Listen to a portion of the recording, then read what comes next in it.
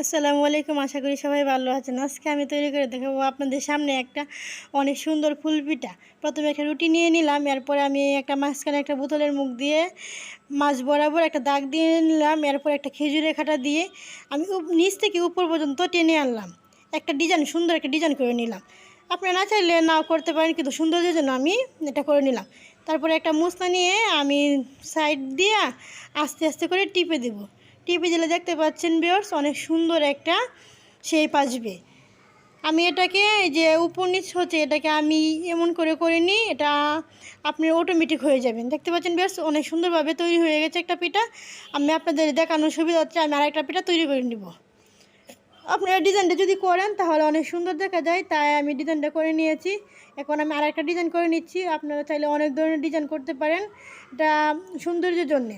বাস এছাড়া না দিলেও কোনো সমস্যা নাই, ডিজাইন না করলেও আপনারা শুধু মুছনা দিয়ে এভাবে চেপে চেপে হালকা আস্তে আস্তে চেপে চেপে আপনারা তৈরি করতে পারবেন। এটা কাটাকুটি ঝামেলা ছাড়া অনেক সুন্দর একটা আনকমন একটা ফুল পিঠা। আমি মনে করি এর আগে কোনো ভিডিওতে এরকম কোনো পিঠা খেয়েও দিইনি। আমি প্রথম নিয়ে আসছি আপনাদের সামনে এই অসাধারণ একটি অতি সহজে তৈরি করার একটি মতো পিঠা। এই পিঠা মাত্র কয়েক মিনিটে তৈরি করা যায় এবং কাটাকুটির কোনো ঝামেলা নেই। তেমন হয় বা না হয় তেমনও কোনো ঝামেলা নেই। আমি অতি সহজে নিয়ে আসছি আপনাদের সামনে এই পিঠাগুলো। আমি প্রথমে সহজ সরলভাবে সব কিছু তৈরি করব, যেভাবে আপনারা তৈরি করতে পারেন। তারপরে আমি কঠিনভাবে আপনাদেরকে অনেক রেসিপি দেখিয়ে দিব। প্রথমে একটা তেল গরম করে নিলাম, এখন আমি আস্তে আস্তে দিয়ে দিব সব পিঠাগুলা। আমি কিনা আজকে কম তেল ব্যবহার করছি, কারণ আমার পিঠা মোটামুটি কমই। তো আমি এটাকে গরম তেলে ঢেলে দিয়ে এখন আমি উল্টে পাল্টে ভেজে নেব।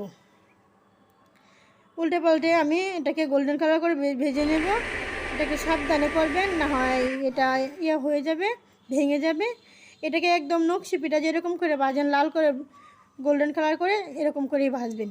এটা খেতে একদম মুচমুচে হয়। এটা মেহমানদারিতেও আপনারা দিতে পারবেন, অথবা বাচ্চারা অল টাইম যে কোনো সময় একটা বক্সে রেখে দিলে খেতে পারবে। তো দেখতে পাচ্ছেন ভিউয়ার্স, আমার পিঠাটা তৈরি হয়ে গেছে অনেক সুন্দর পারফেক্টভাবে। আপনারা সহজে তৈরি করবেন এই ফুল পিঠা। আশা করি ভালো থাকবেন।